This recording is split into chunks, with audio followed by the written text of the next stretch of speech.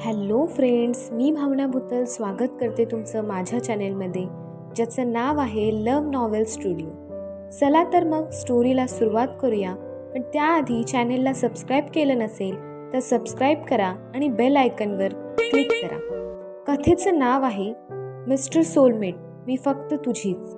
लेखिका भावना भुतल, video editor Sonali Jadhav, स्वर Shikha भुतल. Mister soulmate भाग 16. ते गाडी आली आहे, मला उशीर होतोय, मी निघते, आपण उद्या भेटू. कोणीही अजून प्रश्न करण्याआधी अविरा गडबडीतच मिस्टर सोलमेटच्या कारमध्ये जाऊन बसली. त्या चौकांच्या समोरून ती गाडी निघाली. ही कार तर... शेफ वंश बोलता बोलता मध्येच थांबला. कोणाची आहे ही कार? शेफ राकेशने विचारलं. आता पुढे. I don't know. शेफ वंश त्याच्यापासून दूर जाणाऱ्या कारकडे बघतच उत्तरला. उरलेले तिन्ही शेफ एकमेकांकडे बघतच त्याच्याकडे बघू लागले. तुला माहिती आहे ना ती कार कोणाची आहे ते? शेफ मृणाल शेफ वंशला राग दाखवतच विचारू लागले. मला कसं माहिती असणार? दोन्ही दंड वर उचलतच शेफ वंशने शेफ मृणाललाच उलट प्रश्न विचारला. तूच बोललास ना ही कार तर, आणि पुढे डॅश डॅश. शेफ मृणाल म्हणाली, ती कार घेणं माझं स्वप्न आहे असं खरं तर मला बोलायचं होतं, पण तुम्ही लोक पुन्हा चिडवू लागाल म्हणून मी बोललो नाही. त्यात ती लँड रोव्हर रेंज रोव्हर, तिची किंमत सुद्धा थेट 75 लाखापासून सुरू होते. मला तर वाटतंय माझं स्वप्न स्वप्नच राहणार बहुतेक. शेफ वंश तोंड पाडतच म्हणाला. शेफ राकेश आणि शेफ मृणाल विक्षिप्त भाव चेहऱ्यावर आणत शेफ वंशकडे पाहू लागले. हा कधीच सुधारणार नाही, नको त्यात अजिनोमोटो टाकत बसतो. शेफ रवी त्यांच्या शेफवाल्या भाषेतच म्हणाले. अजिनोमोटो? शेफ मृणालने विचारलं. नाहीतर काय, बरोबर तर बोलतोय रवी. ते अजिनोमोटो बेचव डिशमध्ये टाकलं तरी डिशमध्ये जान आणतं, आणि त्याचे साईड इफेक्ट खूप असतात. अगदी तसंच याचं आहे. नको त्या ठिकाणी नको ते बोलून हा मोकळा होतो, पण जेव्हा याच्या बोलण्याने डोकं व्हायला लागतं तेव्हा कळतं हे अरे ये अजिनोमोटो का कमाल था. शेफ राकेश म्हणाला. तसं शेफ रवी त्याला टाळी देतच हसू लागला. आता नको तो डायलॉग मारायची गरज होती का याला? अरे ही कार तर... एवढं बोलला म्हणजे मला वाटलं कोणाची कार आहे हे माहिती आहे याला, पण रियालिटी काय होती? शेफ रवीने शेफ मृणालला विचारलं. अजिनोमोटो का कमाल? मृणाल उत्तरली. स्वप्न बघणं पण गुन्हा आहे का? शेफ वंश छोटंसं तोंड करतच म्हणाला. आता हा कांदा कापायला बसेल आणि आपल्या डोळ्यातून पण पाणी काढेल. मी चाललो इथून. शेफ वंश पण रडेल आणि आपल्याला पण रडवेल असं शेफ रवीला म्हणायचं होतं, पण शेफ रवीने पुन्हा त्याच्या शेफ अंदाजात विनोद केला जो फक्त आणि फक्त शेफ राकेशला कळला. शेफ राकेश आणि शेफ रवी एकमेकांच्या खांद्यावर हात टाकत तिथून जाऊ लागले. ह्यांना काय झालं आता? शेफ वंशने शेफ मृणालला विचारलं, जी हाताची घडी घालून लटक्या रागातच त्याच्याकडे बघत होती. असं का बघतेयस? नजर वगैरे लावशील मला? तिच्या चेहऱ्यावर आलेले विस्मयकारक भाव बघता शेफ वंशने तिच्या कपाळावर मारतच विचारलं. ती तुझ्या ड्रीम गाडीतून निघून गेली म्हणून थोडं वाईट वाटत असेल ना तुला? शेफ मृणालने दात चावतच विचारलं. हो ना. शेफ वंश नाराज होतच म्हणाला. ती कुठे राहते हे तिने तुला सांगितलं नाही म्हणून तर तुला जास्तच वाईट वाटत असेल. शेफ मृणाल शेफ वंशला चिडवतच म्हणाली.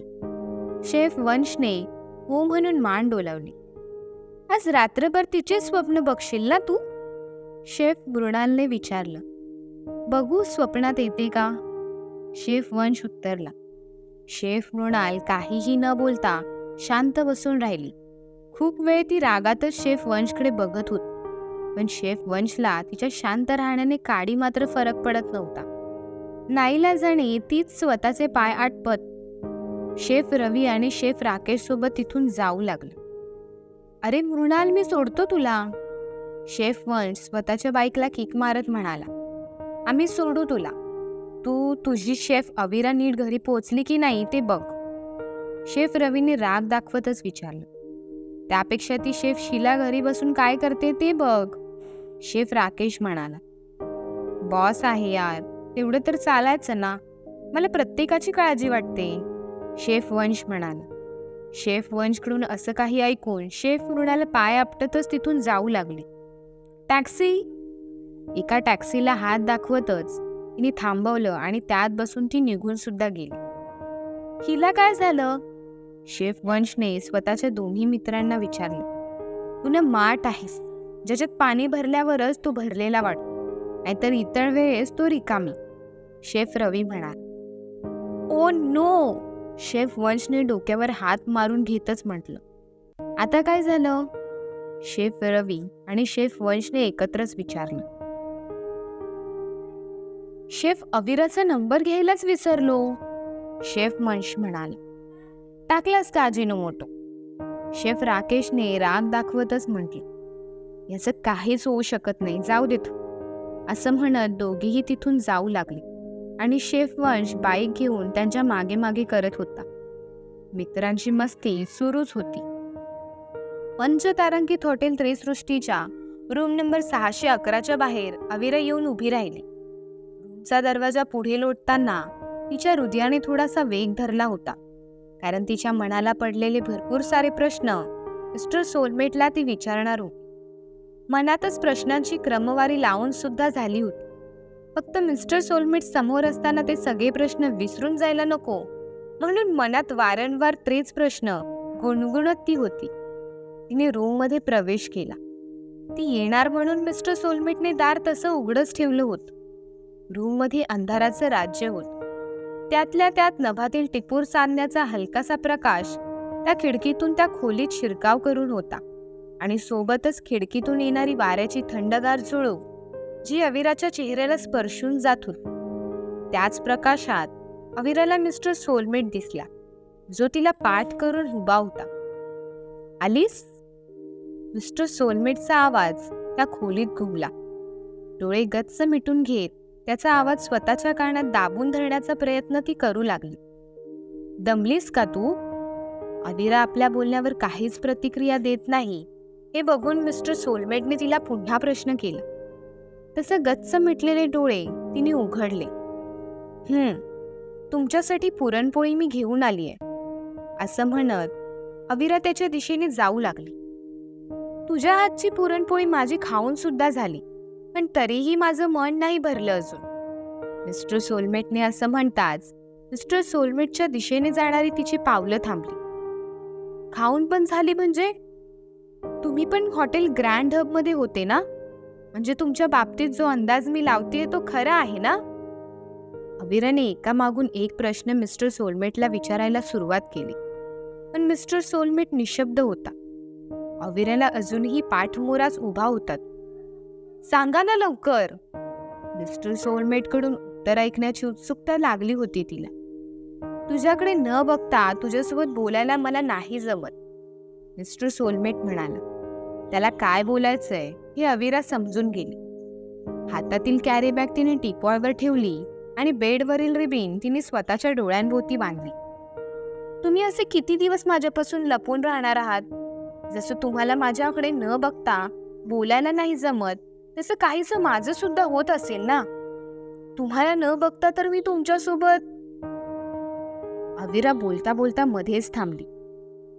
तुझ्यासमोर येण्यासाठी माझी स्वतःचीच धडपड सुरू आहे, पण मला येता येत नाहीये तुझ्यासमोर. बट आय प्रॉमिस, मी लवकरच तुझ्यासमोर येईन, मिस्टर सोलमेट म्हणाला. अविरासोबत बोलता बोलता त्याने तिचे हात स्वतःच्या हातात पकडले आणि त्यावर ओठ टेकवले. तुझ्या या हातात खूप जादू आहे. आज तुझ्या हातची पुरणपोळी खाऊन मन तृप्त झालंय, मिस्टर सोलमेट म्हणाला. म्हणजे तुम्हीच अंगदसर आहात ना, अविराने विचारलं. नाही, मिस्टर सोलमेट उत्तरला. कदाचित मिस्टर सोलमेटला त्याची ओळख आता सांगायची नसेल असा विचार करून अविरा शांत बसली, पण तिच्या डोक्यात अंगदचं चित्र घुमत होतं. अंगदला नजरेसमोर ठेवून अविरा मिस्टर सोलमेटच्या चेहऱ्यावरून हात फिरवू लागली.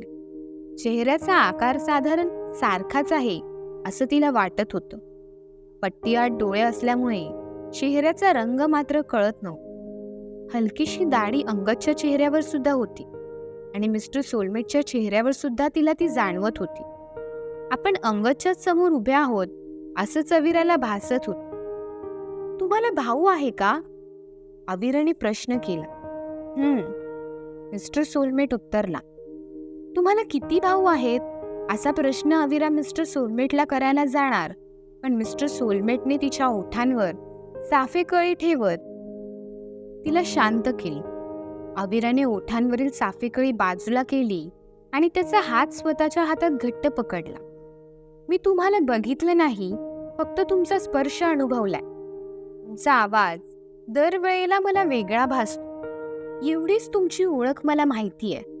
पुढे जाऊन कोणी दुसरा व्यक्ती तुमचं रूप धारण करून माझ्यासमोर आलं की मी त्याला मिस्टर सोलमेट समजली तर कोणीही या सगळ्याचा फायदा उचलू शकतं ना.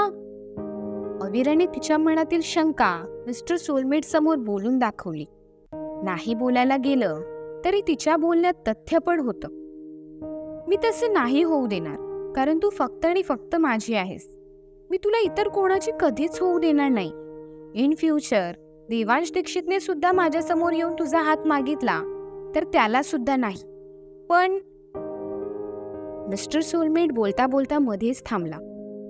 पण अविराने विचारलं. जर तुला त्याच्या आयुष्यात पुन्हा जायचं असेल तर मात्र मी थोडा विचार करेल.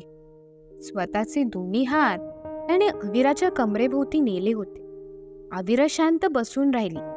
मिस्टर सोलमेटने अविराची हनुवटी पकडत तिची मान थोडी वर केली. तिच्या मनात अजूनही देवांशबद्दलचं प्रेम आहे का हे त्याला जाणून घ्यायचं होतं. अजूनही देवांश दीक्षित आवडतो का तुला? न राहवून मिस्टर सोलमेटने विचारलं. अविराने नाही म्हणून मान डोलावली. तिच्या त्या उत्तराने संपूर्ण जग जिंकल्याचं सुख मिस्टर सोलमेटला मिळालं. तो खूप वेळ तिला न्याहाळू लागला. तुम्ही देवांशला ओळखता का? अविराने विचारलं. खूप चांगलं, मिस्टर सोलमेट उत्तरला. ते तुमच्या रेस्टॉरंटमध्ये यायचे का? अविराने विचारलं. माझ्या रेस्टॉरंटमध्ये? एक मिनिट, तू मला अजूनही अंगद समजतेस का? मिस्टर सोलमेटने हसतच विचारलं. अविराने हो म्हणून मान डोलावली. थोडे दिवस या सगळ्याचा विचार नाही केला तर नाही का चालणार? मिस्टर सोलमेटने विचारलं. तुम्ही डोक्यातून जातच नाही ना.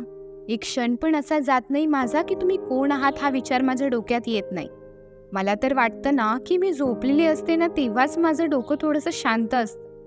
मला तर असं पण वाटतंय की देवांश सोडून पहिल्यांदाच मी कोणाचा तरी इतका विचार करते. माझ्या संपूर्ण आयुष्यात सम्या सोडला ना तर माझी काळजी घेणारं आणि माझ्यावर प्रेम करणारं कोणीच नाही. त्यात तुमचं माझ्यासोबतचं बोलणं, माझी काळजी घेणं, माझं स्वतःचं अस्तित्व निर्माण करायला मला मदत करणं, हे सगळंच मला अनपेक्षित वाटतंय, कारण आपली भेटच अनपेक्षित आहे. मी कधी या सगळ्याचा विचार सुद्धा केलेला नव्हता की माझ्या आयुष्यात सुद्धा असं कोणीतरी येईल जो माझ्यावर जीवापाड प्रेम करेल. पण एक आहे की या सगळ्याची आस मात्र मी लावून होती.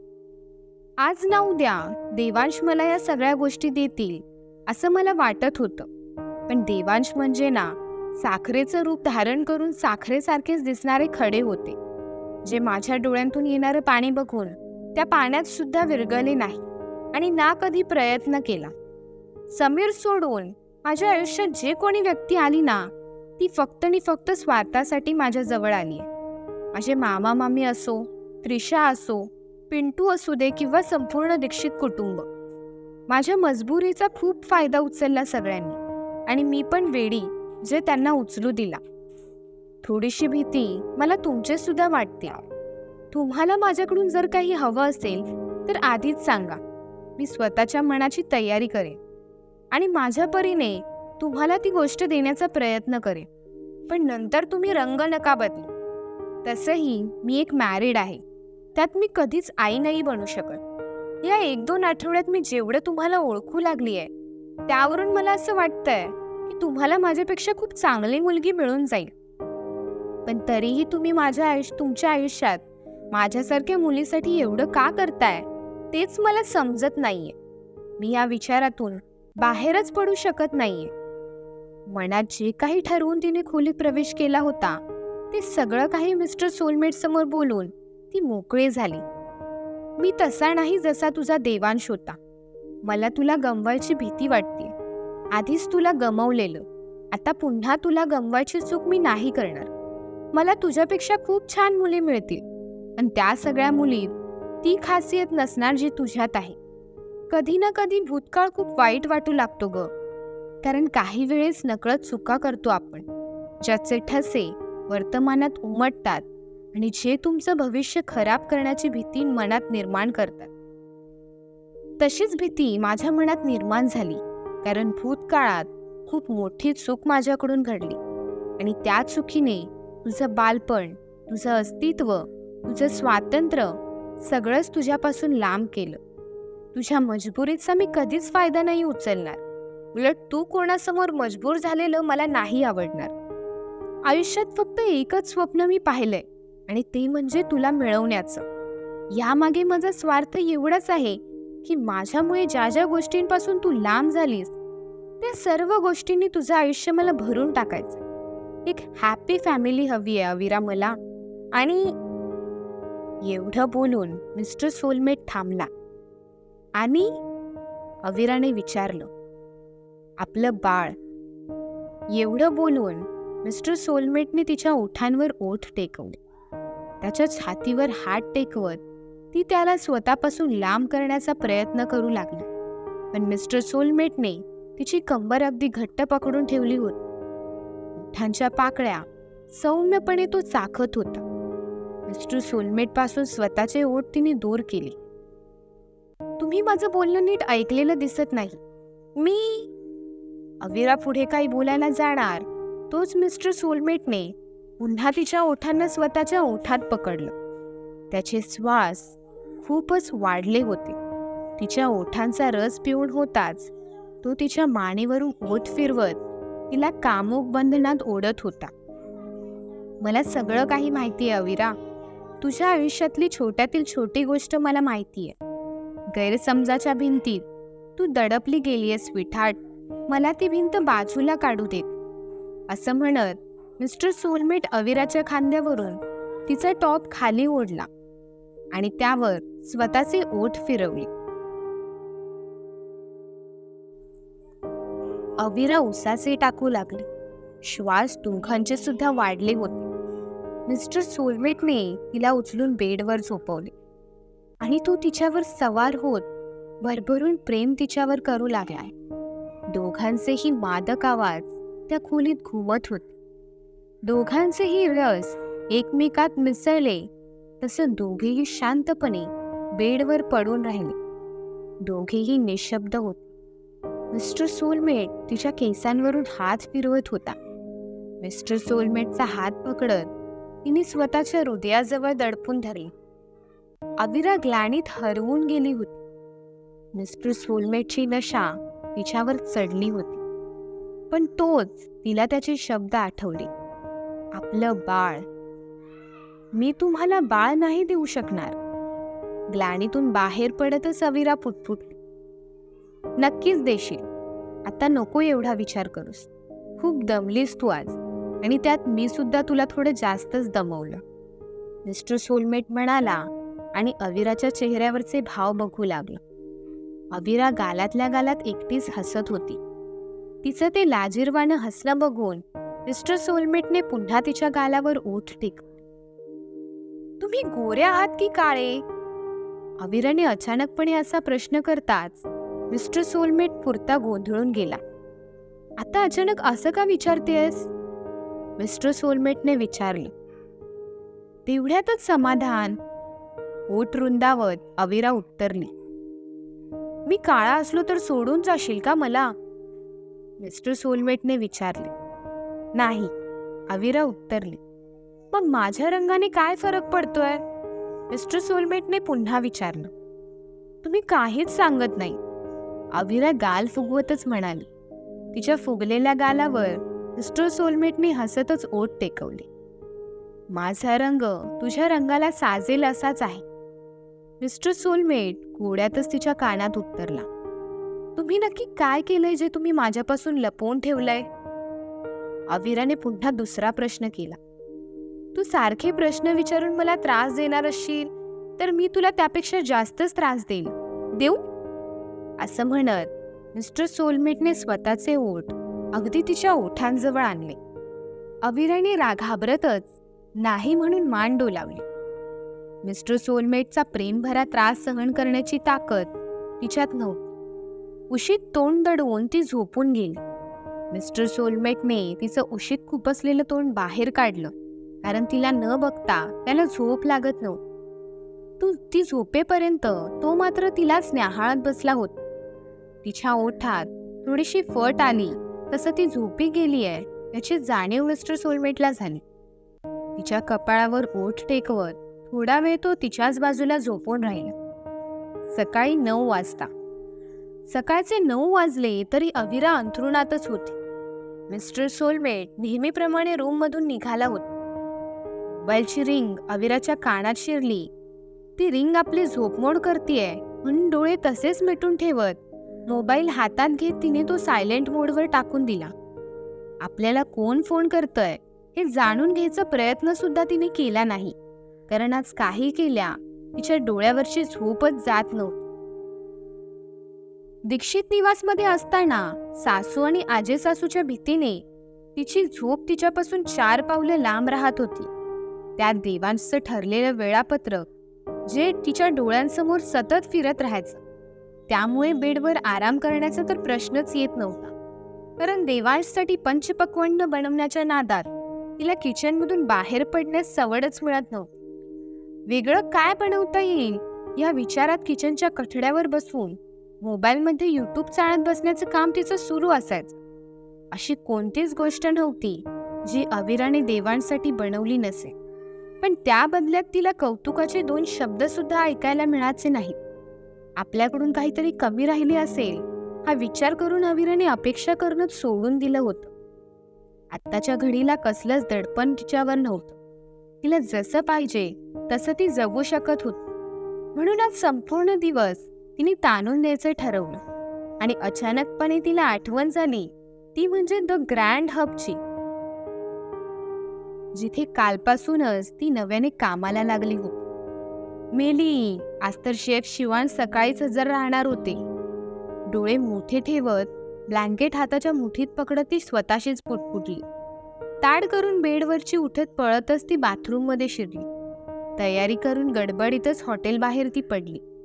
शेफ शिवांशने द ग्रँड ऑर्चिडमध्ये स्वतःची उपस्थिती दाखवली सुद्धा होती. सगळेच शेफ वेळेवर आधीच हजर होते.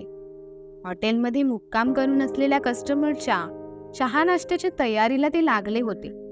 शेफ शिवांश फक्त त्यांच्या अवतीभोवती तिथेच घुटमळत होता. ती नवीन मुलगी आली नाही? न राहून शेफ वंशला त्याने प्रश्न केला आणि तोच अविराने किचनमध्ये प्रवेश केला. पळतच आल्यामुळे तिला धाप लागली होती.